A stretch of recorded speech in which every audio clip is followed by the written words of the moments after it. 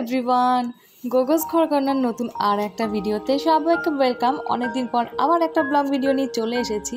তো আজকে আমি প্যাকিং করছি, মানে বুঝতেই পারছো কোথাও একটা যাচ্ছি, কিন্তু কোথায় যাচ্ছি সেটা জানতে হলে তো পুরো ভিডিওটা অবশ্যই দেখতে হবে। আর চ্যানেলে যারা নতুন বন্ধু আছো অবশ্যই প্লিজ চ্যানেলটা সাবস্ক্রাইব করে দিও। আর ভিডিওটা ভালো লাগলে অবশ্যই একটা লাইক করে দিও আর কমেন্ট করে জানিও এই সামার সিজনে কে কে কোথায় কোথায় বেড়াতে যাচ্ছ। চলো তাহলে ভিডিওটা শুরু করি। আর বেশি সাসপেন্স না রেখে বলে দিই, আমরা কিন্তু এবার যাচ্ছি পুরীটা যদিও একদমই প্রথমবার যাওয়া নয়, কিন্তু হ্যাঁ এর আগে গেছি, এটা আমাদের থার্ড টাইম যাওয়া হচ্ছে। কিন্তু এর আগে যতবার গেছি তার থেকে এবারে যাওয়াটা একটু ডিফারেন্ট। কারণ হলো এর আগে আমরা ফ্যামিলির সাথে গেছি বেড়াতে, কিন্তু এবার যাচ্ছি আমার একদম বন্ধুদের সাথে। আর বন্ধুদের সাথে যাওয়া মানে তো অনেকটা হই হুল্লোড় আড্ডা, সেটা একটা আলাদা রকমের জম্পেশ। আর আমার ছেলে একদিকে বসেছে, যেহেতু ওর এখন সামার ভ্যাকেশন চলছে, আর সামার ভ্যাকেশনে ওদের বেশ কিছু হোমওয়ার্ক থাকে, সেগুলো বেড়াতে যাওয়ার আগে কমপ্লিট করে নিচ্ছে। আমি এখানে মোটামুটি সমস্ত প্যাকিং করে নিয়েছি, আর এখানে আমার কসমেটিক্সের সমস্ত জিনিস মনে করে ভরছি, যাতে কোনো কিছু ত্রুটি না থাকে। তো চলো ঠিকঠাক সমস্ত কিছু প্যাকিং করে নিয়ে বেরিয়ে পড়বো। আর হ্যাঁ, কোথাও গেলে এই যে ছাতাটি কিন্তু আমি একেবারেই ভুলে যাই না। তার মধ্যে আবার বিখ্যাত ঝড় আসছে, রামেল বা রিমেল যাই হোক কিছু একটা হবে, তো সেটার হাত থেকে বাঁচতে আমি ছাতাটা আগে ভাগে ভরে নিলাম বাবা। কারণ রোদ হোক বা জল হোক, এটা কিন্তু অবশ্যই আগেই দরকার। আর সব মিলিয়ে ট্রিপটা অ্যাকচুয়ালি খুব এনজয়িং হতে চলেছে, তো ভিডিওর সঙ্গে থেকেও অবশ্যই। আজকে হলো নেক্সট ডে। আমি আগের দিনের যে প্যাকিংয়ের ভিডিওটা শ্যুট করছিলাম তারপর আর হয়নি। আর এখন রেডি হয়ে গেছি বেরোবো বলে। আর বাইরে টোটো দাঁড়িয়ে আছে, শুভজিৎ অনেকক্ষণ থেকে আমাকে তাড়া দিচ্ছে তাড়াতাড়ি করে। চলো এখন বেরিয়ে গেছি। আর আমরা এখন যাচ্ছি সাঁইথিয়া। সিউড়ি থেকে আমরা ট্রেনটা নিতে পারতাম, কিন্তু হ্যাঁ ওই একটা প্রবলেম ছিল, সিউড়ি থেকে ট্রেনের সংখ্যাটা এত কম যে ওখান থেকে হাওড়া যেতে হলে কিন্তু আমাদের অনেকটা আগে বেরোতে হতো। তাও ওই 12:30 এরকম সময় বেরোলে পরে আমরা ট্রেনটা ধরতে পারতাম। কিন্তু আমাদের হাওড়া থেকে পুরী যাওয়ার যে ট্রেনটা, সেটা আছে রাত্রি 10:20। তো অনেকটা টাইম আগে গিয়ে আমরা কি করব, বাচ্চা কাচ্চা নিয়ে এত আগে এত রোদে বেরোনোটাও বেশ একটু টাফ। এখানে দেখো আমাদের পুরো গ্যাং জড়ে এসেছে সঙ্গে, দেখতে পাচ্ছ বিরাট একটা বড় টিম। তো খুব এনজয়িং হতে চলেছে, এই জন্য বারবার বলছি।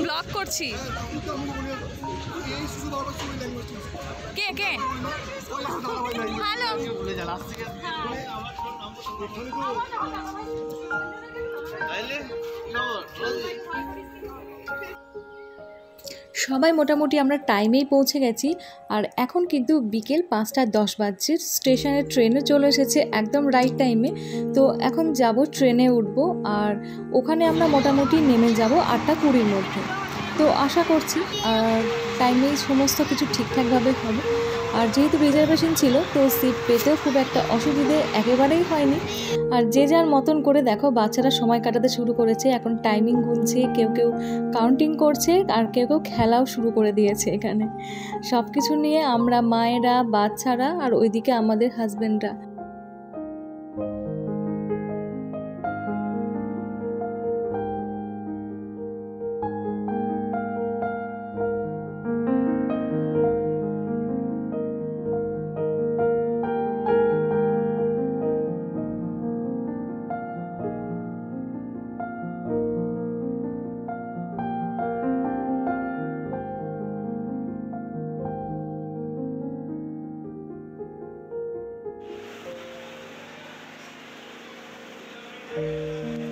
হাওড়াতে নেমে আমাদের যেহেতু বেশ কিছুক্ষণ হাতে সময় ছিল, তাই আমরা চলে এসেছি রাত্রের ডিনারটা সেরে ফেলতে।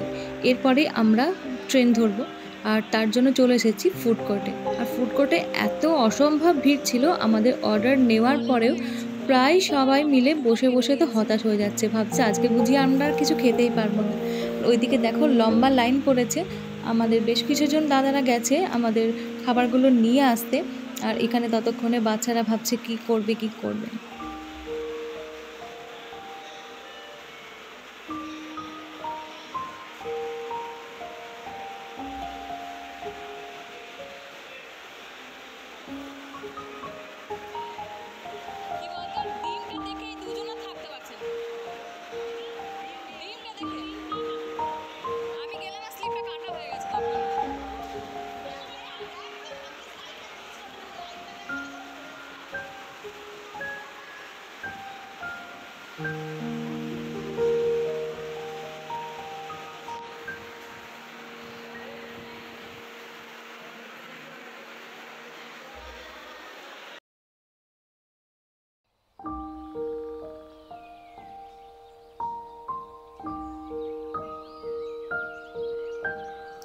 দীর্ঘ প্রতীক্ষার অবসান ঘটিয়ে অবশেষে আমাদের খাবার আমরা পেয়েছি।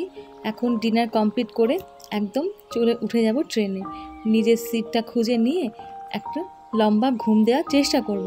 ট্রেনের ঘুম আমার সেভাবে কোনো দিনই হয় না, তবে জানি না আজকের রাতটা ঠিক কীভাবে কাটবে। So happy journey to us.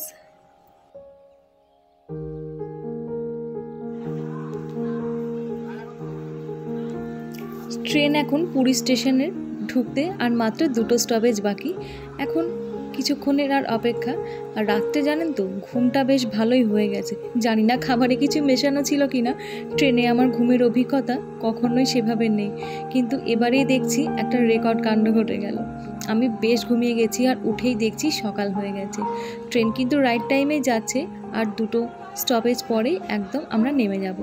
নেমে ওখানে আমাদের হোটেল বুকিং করাই আছে, স্টেশন থেকে গাড়ি করে সোজা হোটেলে। সুতরাং সেভাবে সময় আর ওখানে কিছু নষ্ট হবে না। তারপর একটু ফ্রেশ হতে হবে।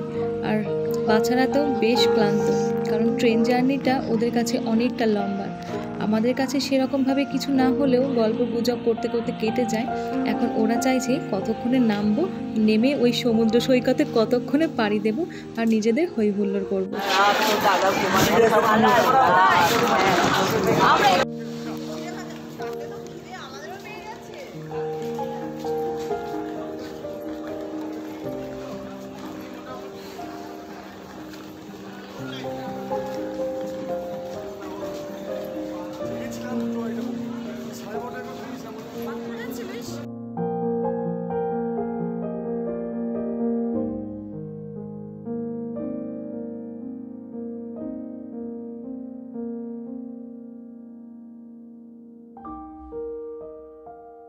নেমে গেছি পুরী স্টেশনে।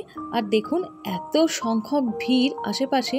আমরা তো প্রথমে যখন পুরী প্ল্যান করেছিলাম ভাবছিলাম এই গরমে পুরী, যাকেই বলছি সেই একটু মোটামুটি আটকে উঠছে। তো নেমে দেখলাম যে না, আমরা একা না, আমাদের মতন এরকম অনেক মানুষই আছে যারা এই গরমেও পুরী আসার প্ল্যান করে। তো দেখে মনটা বেশ খুশি হলো। আর এই যে পুরীর স্টেশনে যেটা রয়েছে, পুরীর যে স্মৃতিসৌধ, সেগুলো বেশ ভালো লাগছে। জগন্নাথ দেবের মন্দির, সমুদ্র, কতক্ষণে মনে হচ্ছে আমাকে হাতছানি দিচ্ছে আর কতক্ষণ ছুটে যাব ওইগুলো দেখার জন্য।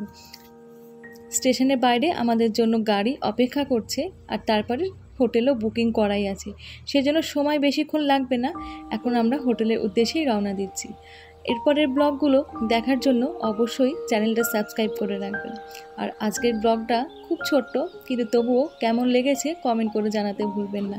আর এই গরমে কেউ কখনো পুরী এসেছেন কি না সেটাও অবশ্যই কমেন্ট করে জানাবেন। আশা করছি আমাদের বাকি দিনগুলো এখানে খুব ভালোই কাটতে চলেছে। আসি তাহলে, আবার আসবো পরের দিনের ব্লগ নিয়ে খুব তাড়াতাড়ি। ততক্ষণ সবাই ভালো থাকবেন, সুস্থ থাকবেন আর সাবধানে থাকবেন। আবার তাড়াতাড়ি আসবো পরের ব্লগগুলো নিয়ে।